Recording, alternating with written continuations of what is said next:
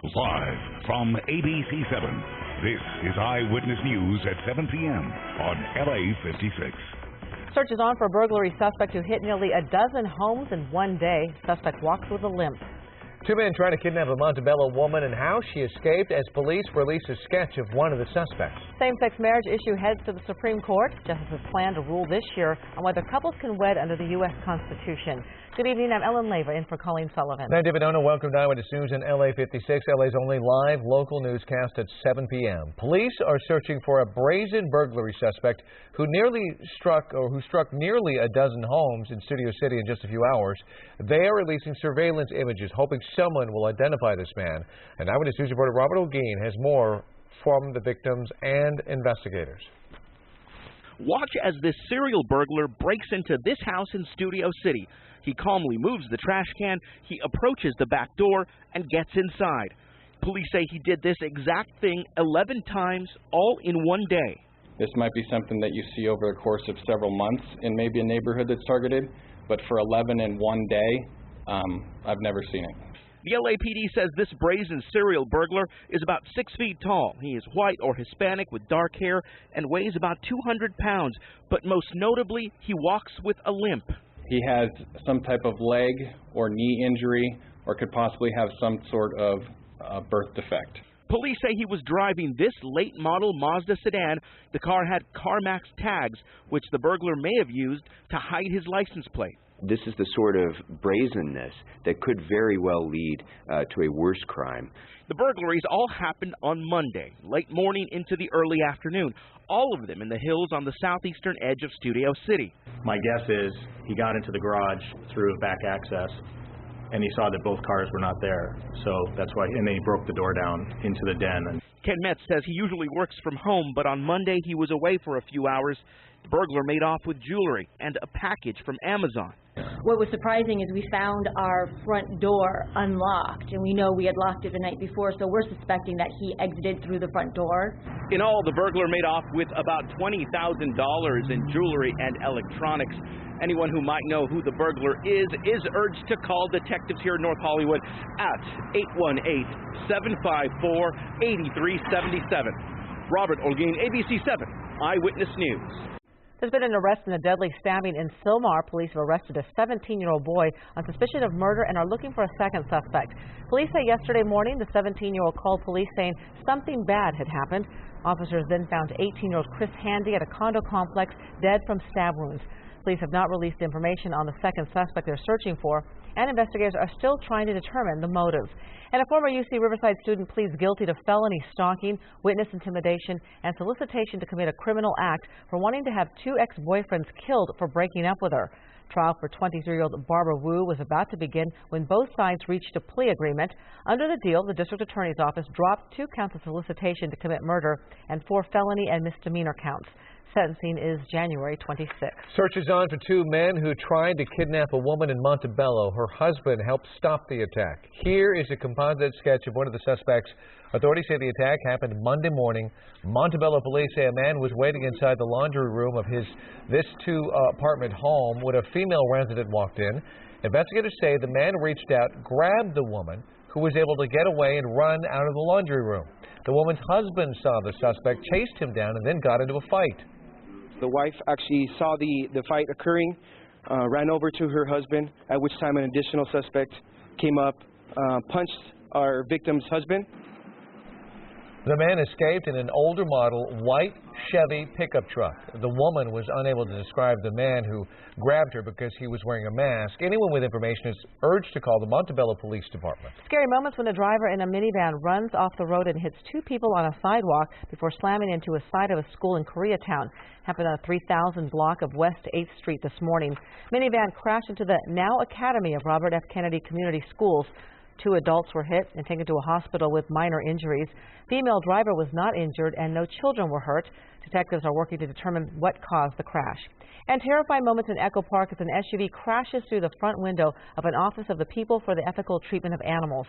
The SUV was driven by an elderly couple, and investigators say it appears there was no intent behind the crash. Front of the building suffered extensive damage. The staffers say it could have been much worse because a team of people were sitting on the couches at the front of the building just moments before the crash occurred. Our campaigners were sitting here on the sofa at the front of the building just moments before this happened, so thankfully they moved. One of our staff and his dog was actually about to enter the building when this happened, so we're very grateful. Building is named after Bob Barker, and he keeps a number of his awards in the office. Fortunately, none of them were damaged in the crash. The couple involved was not seriously injured. This week's plot against the U.S. Capitol is raising concerns about homegrown terrorism. That, as dozens of people are arrested overnight in Europe in terror sweeps. ABC's Marcy Gonzalez has more. The 20-year-old Ohio man charged with plotting to set off bombs and shoot government officials at the U.S. Capitol in court today.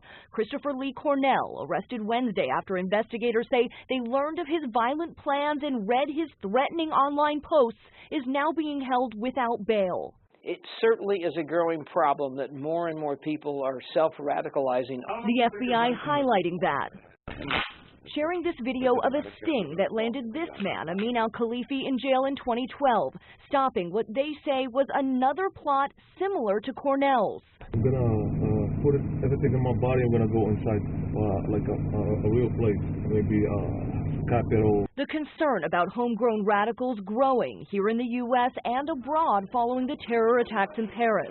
A dozen people were taken into custody in France overnight. Investigators saying some of the suspects have links to the murders at this kosher market. And police in Belgium have charged 5 people and arrested 7 others, closing in on what they believe to be a group of radicals who were plotting to kill officers.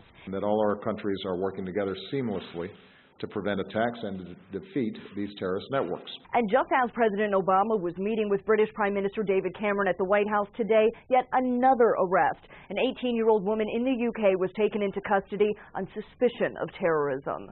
Marcy Gonzalez, ABC News, New York. The issue of same-sex marriage will be determined by the Supreme Court later this year. While it's already legal in California, supporters locally are applauding the court's decision to take on same-sex marriage cases nationwide. And Eyewitness News reporter Alex Michelson has a reaction.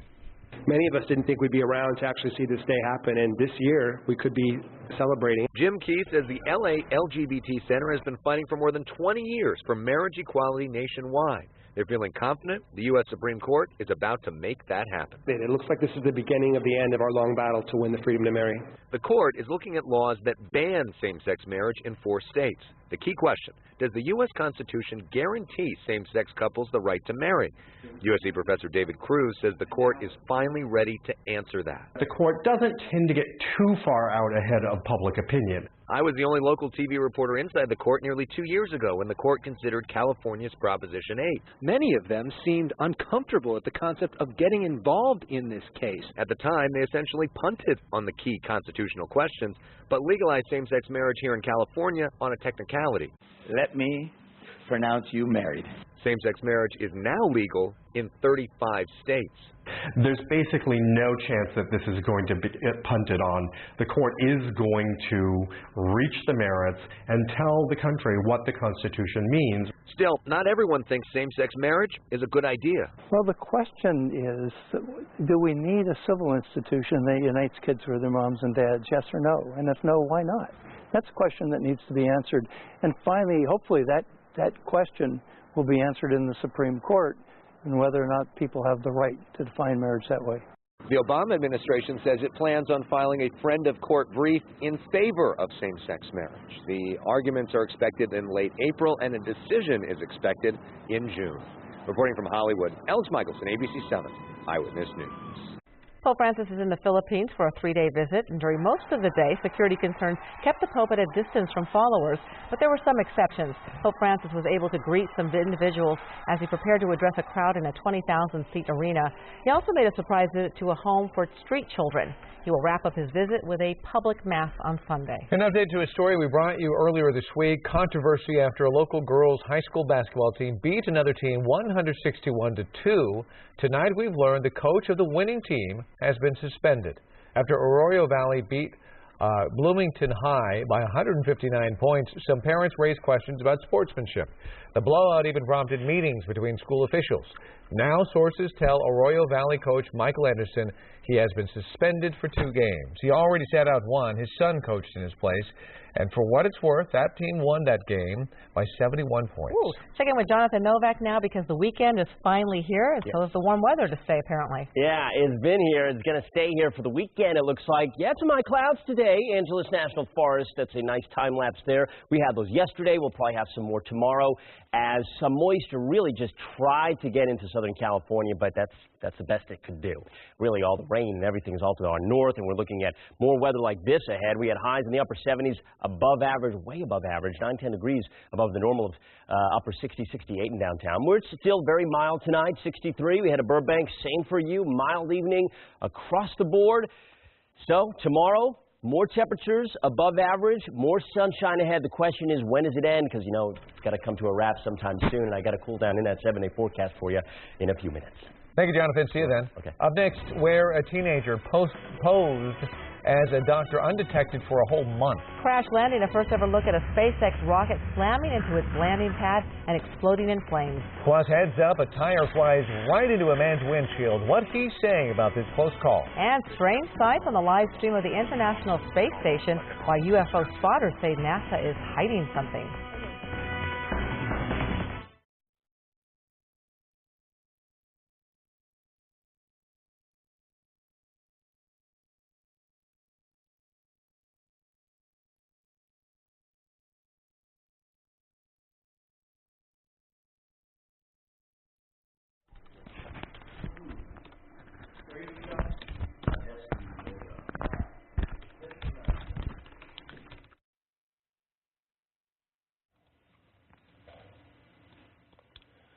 All right.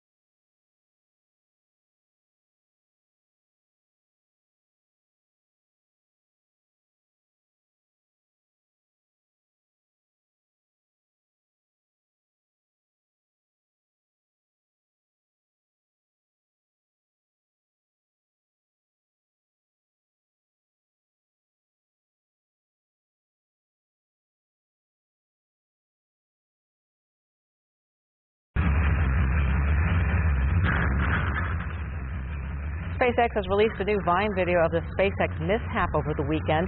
Unmanned Falcon rocket blasted off from Cape Canaveral, Florida, Saturday. But when SpaceX tried to land the rocket's 14-story booster on a nearby barge, it came down at a 45-degree angle, exploded, and broke apart. No one was hurt. The Falcon's cargo load reached the space station without any problems. A frightening incident on a Toronto highway is caught on a dashboard camera.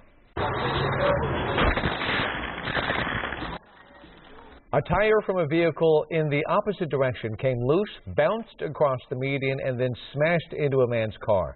Andrew Sukdeo was driving home from work when it happened. The driver in front of him dodged the tire, but Sukdeo says it came at him so fast he had no time to react.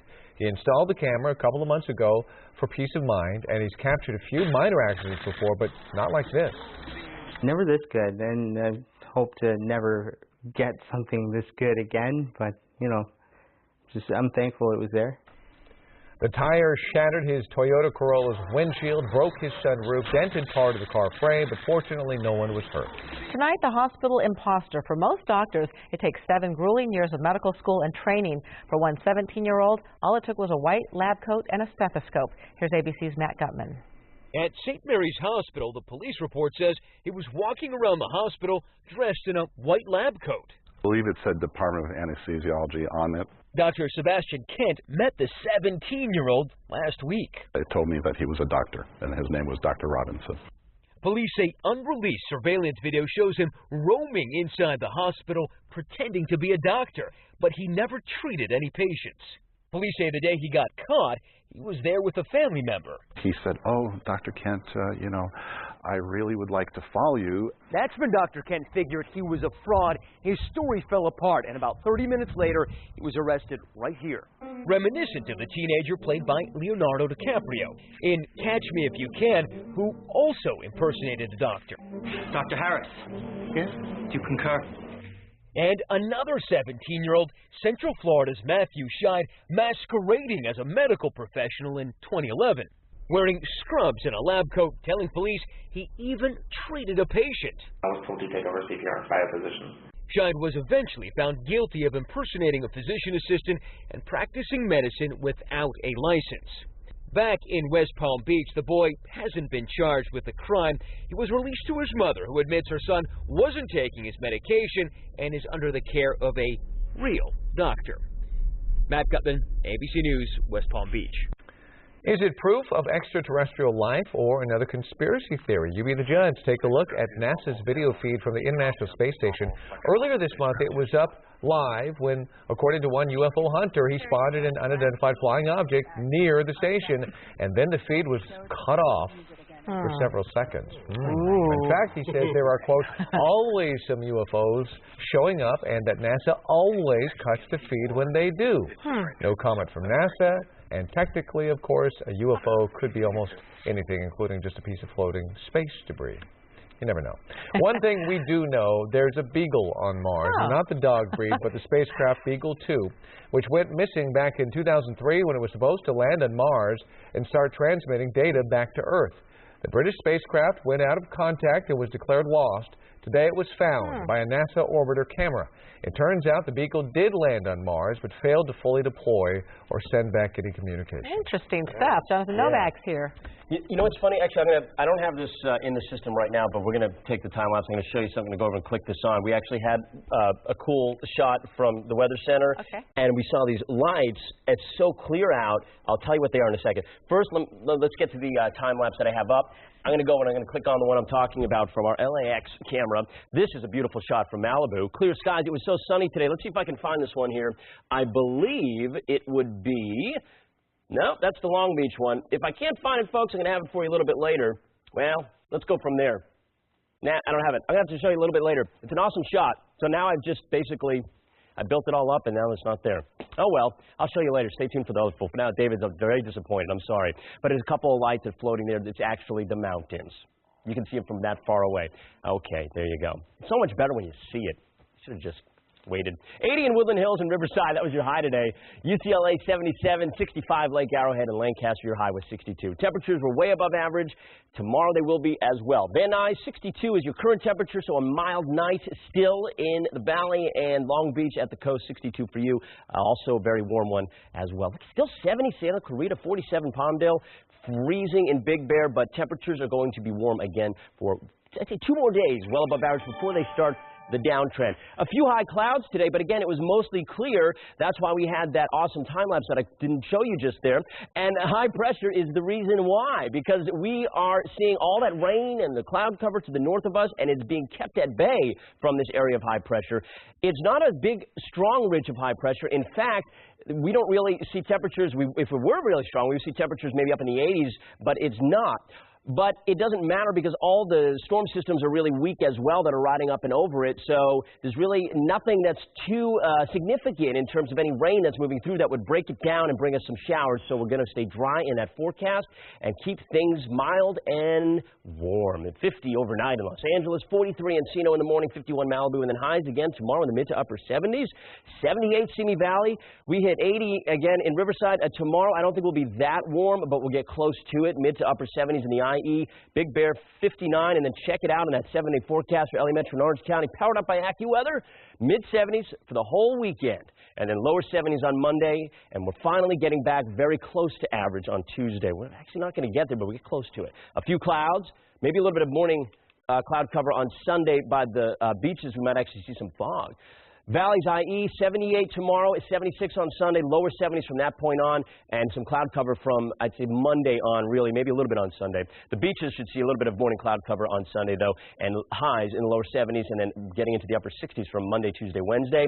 Look at the mountain forecast, just fantastic. I mean, 60, and it is in the mid to late portion of January. It's just unbelievable. These temperatures, you're back in the 40s by Wednesday. A few high clouds streaming on in. The high desert looks good as well. You're nearing 70 degrees up in the Antelope Valley on Sunday, and then the lower 60s after that. Hey, stay tuned, though. You got to stay tuned, so I'm going to get that for you. I promise. That UFO thing. Ooh, yeah. All right. Looking forward to that. Now that we know it's not a UFO, but yeah. I know. We are looking forward to it. I got to plan these things out. You bet. Okay. I'm sure you'll spot one someday. I'm, in space all the time up here. All right. Up next, more local cases of measles are being reported. Why health officials say they expect to see many more cases in their new call for everyone to get vaccinated. Plus, donkeys on the run in Malibu with a dog in pursuit. See what happens next.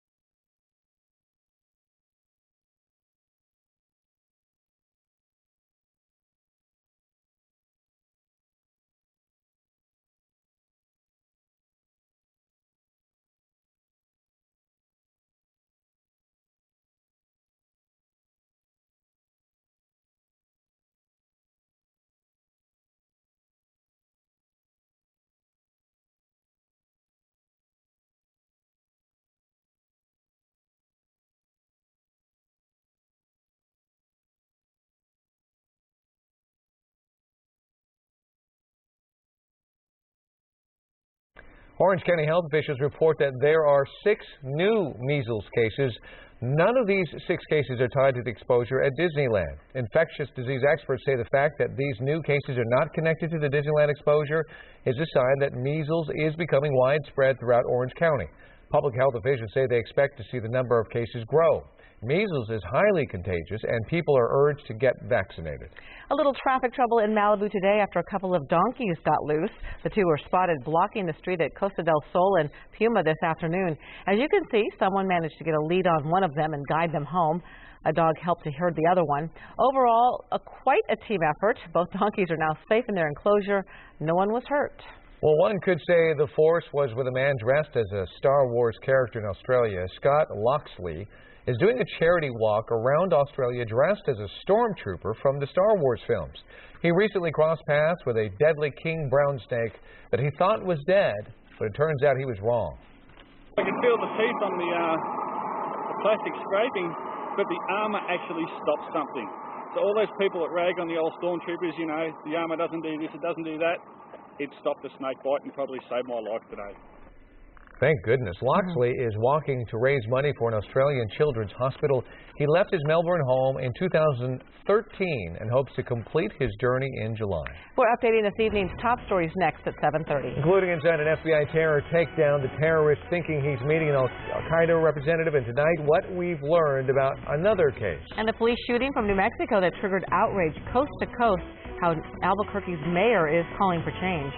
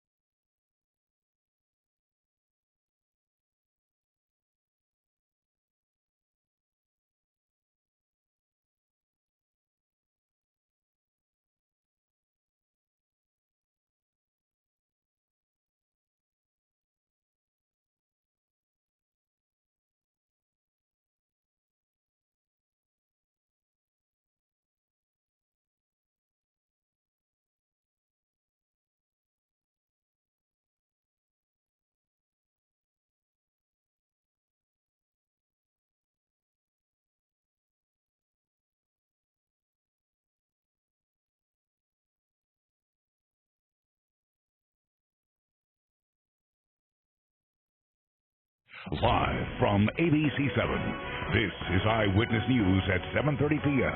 on LA56. Our top story at 7:30, the search for a serial burglar who hit 11 homes in Studio City in one day on Monday. I'm David Ona. I'm Ellen Leva in for Colleen Sullivan. This is Eyewitness News on LA56, LA's only live local newscast at 7 p.m. Los Angeles police detectives say this brazen serial burglar is about 6 feet tall, white or Hispanic with dark hair, and weighs about 200 pounds and walks with a limp. Police say he was driving this late-model Mazda sedan. The car had CarMax tags, which the burglar may have used to hide his license plate. At the White House, President Obama and British Prime Minister David Cameron are putting up a united front in the battle against terrorism. It follows yesterday's deadly gun battle in Belgium. 2 suspected terrorists were killed. A 3rd suspect was captured. Belgian authorities say another 13 people are being held for questioning. And the FBI is warning police chiefs from coast to coast. American law enforcement should be ready too. The NYPD is expanding its training in the wake of that FBI sting here at home. The Ohio man charged with plotting an attack on the Capitol. ABC's Pierre Thomas is back on the story tonight. Amin al-Khalifi caught in an FBI sting plotting a massacre of Congress. Seen here driving into a West Virginia quarry with men he thought were Al-Qaeda to test a suicide bomb. I want you to close the door so you can see how it works. Okay, now hit send. Allahu Akbar. A bomb he did not think was big enough. Brother, this is not strong enough, man. And there are many more like him. Sami Asmakak, a would-be terrorist, caught in another FBI sting, assembling an arsenal to attack Tampa with a suicide vest, shrapnel-laden explosives, and assault weapons. Would it be fair to say that the FBI has dozens of investigations like this going at any given time? That's fair. That's sobering. It is. And all those terrorism cases demand a lot of resources. If you're going to follow one person 24 hours a day, 7 days a week, that's a commitment of 20 to 21 agents. Tonight, authorities warned that they're increasingly concerned about ISIS and Al-Qaeda using social media to radicalize a rising number of young Americans, and about a terrorist who is inspiring a new generation of killers from his grave. And this is payback from our honorable Sheikh Osama bin Laden, rahimahullah, and our honorable Sheikh Allah. The concern so great at home that the FBI director himself this week held an unusual conference call with state and local police to urge vigilance and to take all tips seriously. And again, that was ABC's Pierre Thomas reporting. In the wake of a deadly police shooting, the mayor of Albuquerque, New Mexico, is calling on lawmakers to draft legislation that could help reduce police encounters with mentally ill residents. 2 Albuquerque officers face murder charges for this shooting of a homeless man who authorities say suffered from schizophrenia. This past spring, a U.S. Justice Department report faulted Albuquerque police for using excessive force, especially in cases involving mentally ill suspects. State lawmaker has what he calls a bold proposal: require all highway patrol officers to wear body cameras in the field. Assemblyman Reggie Jones Sawyer chairs the Legislative Black Caucus, and he spoke with Eyewitness News reporter Leanne Suter. Many consider body cameras the next evolution in law enforcement. Several local departments, including the LAPD, have approved their use. California Assemblyman Reggie Jones Sawyer says it needs to go statewide, beginning with the California Highway Patrol. At the end of the day, California has always led the way. And if we're going to do this, and we're going to do this right nationally, California has to start it first. Jones Sawyer is working with other lawmakers to enact legislation requiring CHP officers to wear video cameras, a move he says would increase transparency while protecting both the public and the officers. Technology is the next forefront. I'm not trying to turn anybody to robocops, but we definitely need to have the public see what's going on in the interactions between police officers and the public. In a statement, the CHP says, quote, "We have been collaborating the last couple of months and are actively researching the available technology. This includes discussions with different vendors and allied agencies with the purpose of pursuing a pilot program for the CHP in the near future." The Assemblyman says the cameras would cost between $400 to $600 per officer. And with close to 8,000 CHP officers, that adds up to between $3 to $4 million. Money, he says, that is available in this year's budget. Another $6 million per year would be needed for maintenance and storage. And given how much lawsuits can cost the department and the tension between the public and police, Jones Sawyer says body cameras are a smart investment in public trust. So I look at this as reinvestment, investing in our cops so that they ultimately become the best state police law enforcement that you can have. Jones Sawyer says he hopes to have that bill written within the next 6 months and approved by the end of the year, but implementation within the CHP force isn't expected until 2016. In downtown Los Angeles, Leanne Suter, ABC7 Eyewitness News. The search is on for a woman caught on surveillance camera taking tip money from two Los Angeles restaurants. It happened at Komodo Restaurant and Slice Truck Pizza last week. Take a look. The suspect is described as being about 25 years old, Caucasian with long brown hair. She goes after the tip jar and only got about $40, but restaurant owners say that's not the point. It's the principle that money is supposed to be set aside for good service. It's one of those things, it's like everyone knows what tips are for, and to reward somebody for like their work, and she just, super annoying. The restaurant owners are using social media to warn other restaurants. They're also going to empty the tip jar more often to make it a less tempting target. Relief for pop star Rick Springfield. The jury has ruled he did not injure a woman at one of his concerts. This morning, a New York State Supreme Court jury deliberated for an hour and ruled Springfield did not injure Vicky Cagliano at a concert a decade ago. The 45-year-old woman sued, claiming Springfield fell on her head and caused lasting injury. Springfield testified that he did not fall on the woman. There were no witnesses, photos, or video to support the woman's claims. Bill Cosby's attorney is refuting a model's accusations that she was assaulted by the comedian at the Playboy Mansion in 2008, saying he has proof Cosby was never there that night. Cosby's attorney, Martin Singer, issued a statement today saying that he has documentary evidence that Cosby was in New York on the night in question. Model Chloe Goins met with LA police this week and claims Cosby drugged and accosted her in a bedroom at the mansion during an event in 2008. Cosby's attorney says he will give police evidence of Cosby's whereabouts before, during, and after the Playboy Mansion event. Flu-like illness in LA and Orange counties is starting to spike. The Orange County Health Agency reports that the country's first flu-related death of a person under 65 occurred. Health specialist Denise Dorr shows us how experts are tracking flu activity. Miserable coughing, sore throat, fever, muscle aches, fatigue. Local doctors report flu activity is on the rise. We are just starting to really have an increase. Infectious disease experts say for the 7th week in a row, the number of people testing positive for the flu is up nearly 25%. Also on the rise, the number of people hitting the ER for flu-like illness. Not surprising, since the virus that's circulating isn't a good match to the ones in this year's flu vaccine. How your immune system responds is producing slightly different proteins than the ones that would be optimal for this strain. The CDC just released information that showed this season's vaccine only reduces your chance of getting the flu by 23%. It's even less effective, 14%, if you're over 50. They had to pick what goes into that vaccine all the way back in February, and since then, the virus in the community has mutated. But experts say some protection is better than no protection, and people should still get the flu shot. Keep in mind, it takes about 2 weeks for it to become effective. In LA County, public health officials report 6 deaths so far this flu season, none of them pediatric cases. And as the influenza wave makes its way through the country, the CDC reports California is now showing moderate activity, an upswing from the start of the flu season. CHLA's Dr. Jill Hoffman says emergency rooms are taking the proper actions and administering antiviral medications to the sickest patients. Everyone who's getting admitted is getting started on Tamiflu. Health officials tell us flu activity in our area is comparable to last year's rates at this time. It's uncertain if flu activity has peaked. Last season in LA County, influenza activity peaked in the last week of January and the first week of February, but every season is different. In the newsroom, Denise Tudor, ABC7 Eyewitness News. Up next, the White House screening of the Oscar-nominated Selma. Plus, we'll show you how students here in Southern California can see the movie for free, and this story. You remember everything you said about not giving up? Well, we're not giving up. A preview of the new George Lopez film, Spare Parts. Our George Pinocchio puts it all together for us. Hey, the temperatures are way above average, you know that, but it can only last for so long, you know that too. I have a cool down in the 7-day forecast. Stick around.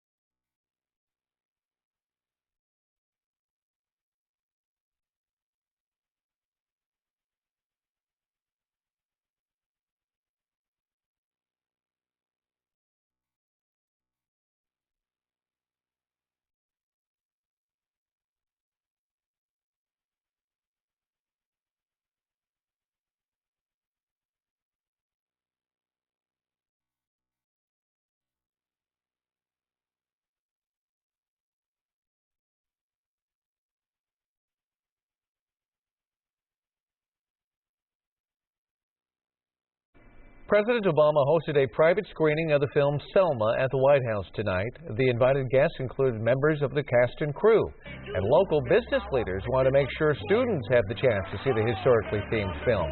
They have contributed funds that will allow students to see Selma for free. 8 theaters in Southern California are participating.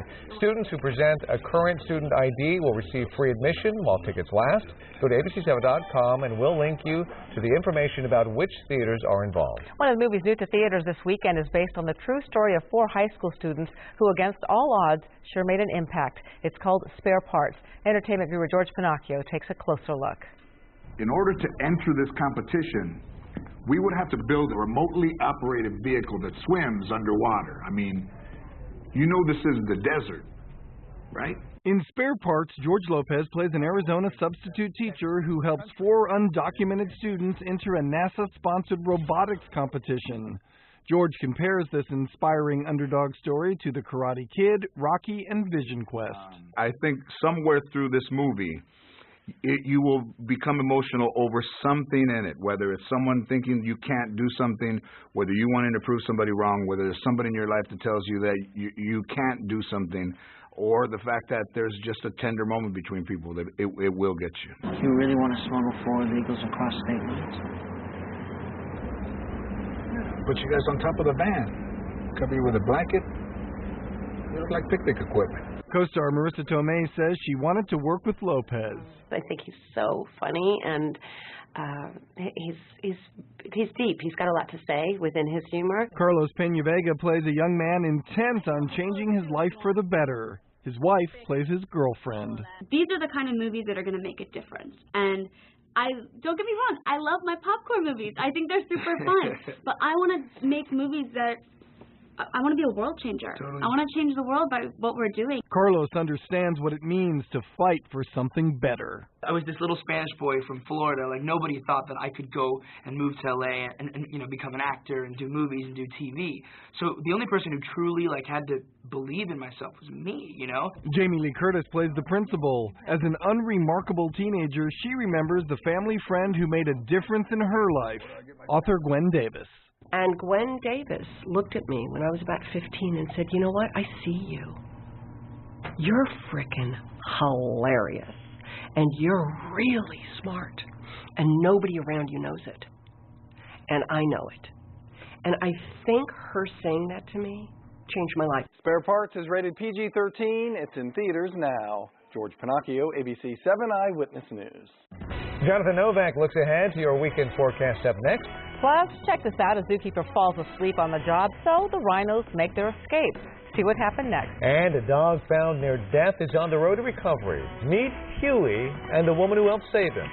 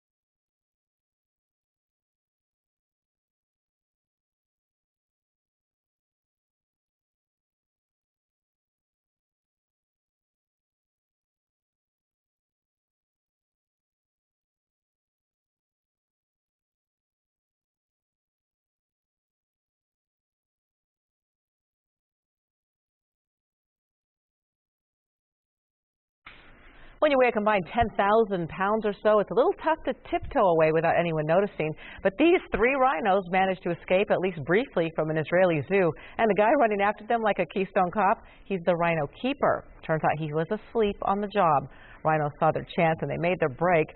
They got as far as the parking lot before being stopped and brought back. The sleeping guard who let them get away, well, he got fired. Oh, well, that was a big mistake. Yeah, that's pretty Luckily big mistake. What did you do today? Chased a bunch of rhinos around town? Yeah, normal day. Caught him in the parking lot. Hey, I promised something earlier. Right. I got to fall through. Deliver, Jonathan. We want to see these UFOs of yours. UFOs, which is, they're there normally on our cameras, but, sometimes have some clouds, but so clear out that if you look at our camera from LAX at the top of your screen, I'm going to zoom in here. So you got the little green light, there's the blimp, and we've got some lights, which the irony of it all is, the lights there, I'll point out, our broadcast tower up there. Right there. See those lights? Neat. But if you don't know that those are up there way above on the mountain, then it kind of looks like UFO-ish, no? Yeah. Thank you. Okay. Redeemed? Well, we're completely ignoring the other planes that are actually flying all over the forget all that. Forget that part. All right. 77 was our high today in downtown LA, which is way above average. A warm day, and 59 now in Laguna Beach.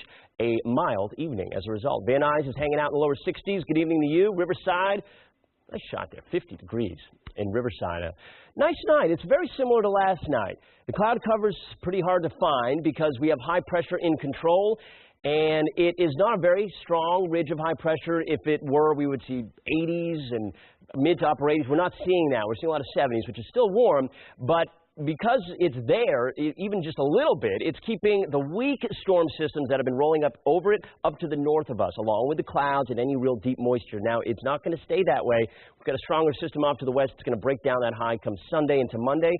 Not a big change, but we'll get back to average going into Monday on. So for the weekend, just fantastic. 44 up in Bakersfield, 41 Simi Valley. Go down to Redondo Beach, and you're seeing lows around 51. And LA should bottom out around 50. And then highs tomorrow, close to what you had today. I think we'll probably cool it off maybe a degree or two at the most for tomorrow and into Sunday. Very nice. 77 Riverside and Palm Springs. Pleasant in Anaheim, 76. And then at the coast, Oceanside, 71. Mostly sunny skies. Beautiful for tomorrow and into Sunday, mid-70s and then lower 70s as we get an onshore flow coming in as the high will start to just weaken a little bit into Monday and the rest of the work week. But no rain. Unfortunately, can't give you any rain, just mild weather from this point on. Valleys, IE 78. It'll be the warmest day tomorrow, so definitely beach weather. Head over to the beach, shorts, whatever, T-shirt. And then next week we start cooling things back down closer to average in the lower 70s, which is still actually above average by a little bit. Beaches are going to be looking nice for the next couple of days. Now, Sunday morning we may see a little bit of coastal cloud cover, some fog as we start getting some moisture moving in. Otherwise, mostly sunny for Saturday and Sunday. And mountains, the mountain areas are in the lower 60s on Sunday. 40s finally by next Wednesday, back closer to where we should be for this time of year in the high desert as well. Going to have a nice weekend ahead. Everybody's cooling down though next week. More weather at 11. We'll have that on ABC7. Back to you guys at the desk. All right, we have breaking news going on right now. This is in Culver City. If you live in the area, you may be able to see this and be asking questions. Air 7 is still a few miles away. We've pushed all the way in, but you can see it's a fairly substantial building fire. We're calling it a commercial fire. They said the address is 6050 West Jefferson Boulevard in Culver City. We're still trying to figure out what kind of a building this is. Or industry this is, but as you can see, the flames are really moving right now, so this thing is out of control. LA Fire is on it. They're getting extra units out to it, but we want to give you some of these pictures right now. Again, live pictures from Air 7 HD as we get closer to this fire. It does look significant. We're going to stay on top of this fire. We'll, of course, bring you as much information as we can get. In the meantime, a first-of-its-kind research center opens at Whittier College, the Institute for Baseball Studies. It's a partnership with the Pasadena-based Baseball Reliquary, a nonprofit with an extensive archive of baseball artifacts. Many of them will now be on exhibit at Whittier College. But they won't be on for show. They'll also be a great resource for the study of baseball and its importance to American culture and history. Baseball is a living part of history.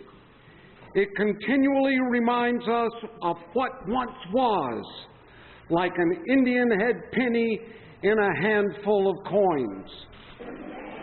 Whittier has already been offering interdisciplinary courses on baseball for several years. The Institute will be open to students, scholars, and the general public. A formal opening is planned for the fall. All right, we are basically going back to that breaking news because we are on top of it right now. And there you can see it, just a shell of a building left. This is a very intense fire that is burning. I understand now they're calling this Baldwin Hills, not Culver City. Nonetheless, you could probably see this fire if you are in the area. It's really burning. We're still trying to get some more information on what kind of business this is. Obviously, it's a large business. You can see the fire department on it. There's no saving the building. That's very clear. The roof is basically burned right through. Can you read that, Ellen? There's a sign right there. It says art framing. Art framing. Okay, so perhaps it's a framing business of some sort, which will tell you there are all sorts of materials in there that are combustible, including wood, glue, fabrics, etc. 6050 again, 6050 West Jefferson Boulevard. Yeah, Los Angeles Fire Department is saying it's that right now they say it's just a 200 by 300 foot business square that is burning right through the roof right now, which we can see, of course, there on the internet. But right, a big warehouse type of building. So that is a live picture from Air 7 HD as we're trying to get more information. We, of course, we're going to go back to this. We're going to try to gather as much as we can. Clearly, the building has been lost. We don't know how this fire started. We don't know the circumstances behind it or the fire department's stand on it. They may just have to let this burn out because obviously it's exceptionally hot right now. And rather incredible. You see a great deal of smoke coming out, too. Hopefully none of that is going to descend on the neighborhood. Right. So if you're in the area, we'll try to keep the monitor on that as well. Latest tweet from the LA Fire Department said 110 LA Fire Department personnel assigned to this defensive operations from the outset. They knew that this was just a complete structure collapse. No injuries report, so that is the good news here. Right. Okay, so as we continue to watch the situation here, I don't see a lot of other buildings that are connected to this building. Certainly I don't see or haven't heard any talk of any kind of homes or apartments that might be nearby. So that's good news. I don't hear of any evacuations. So perhaps this building is separated quite a bit from the other buildings, but clearly the building itself is a loss.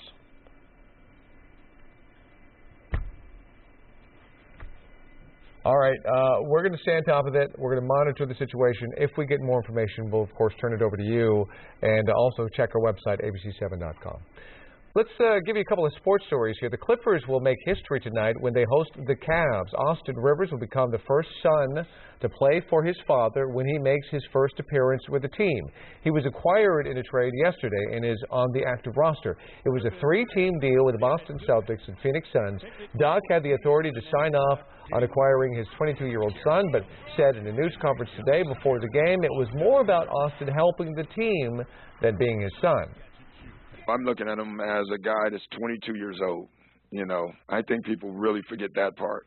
You look at all the young guys that have come out, it takes 3 to 4 years, you know, except for the superstars. I'm viewing it as an opportunity to play for a great team. The whole father-son thing, you know, obviously people are going to read into that, but, you know, it is what it is, man. I'm just focusing on the basketball part. To the NFL, the Raiders introduced today Jack Del Rio as their new head coach. The 51-year-old Del Rio grew up in Hayward, just 15 miles from Oakland. The former USC All-American linebacker was head coach of the Jacksonville Jaguars for 9 seasons before heading to Denver as defensive coordinator in 2012. He takes over a team that finished dead last in the AFC West with a 3-13 record. College football, the NCAA has agreed to restore 112 football wins stripped from Penn State and later Joe Paterno following this Jerry Sandusky child molestation scandal.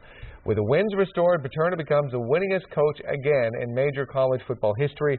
The agreement also threw out the rest of the sanctions, including eliminating a 5-year probation period and scholarship and transfer rules. To golf now, Rory McIlroy may be the world's top-ranked golfer, but until today he had never done this in a professional tournament. He had a, here it comes, wow, hole-in-one on the 15th hole of today's Abu Dhabi Championship. McIlroy is at 11 under par after the second round. He's 2 shots back of the leader, Germany's Martin Keimer. We're following breaking news tonight. Is the building fire burning in Culver City? We're going to have the latest when we come back.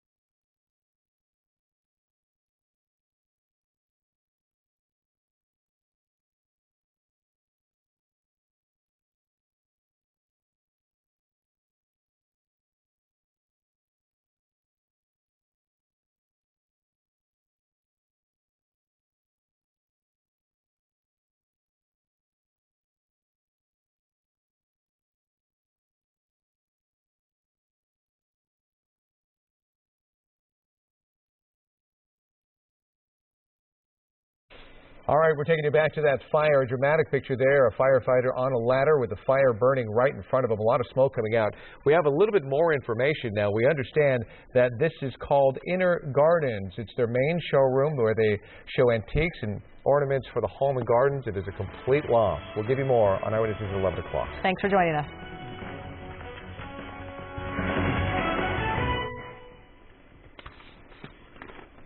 Thank you.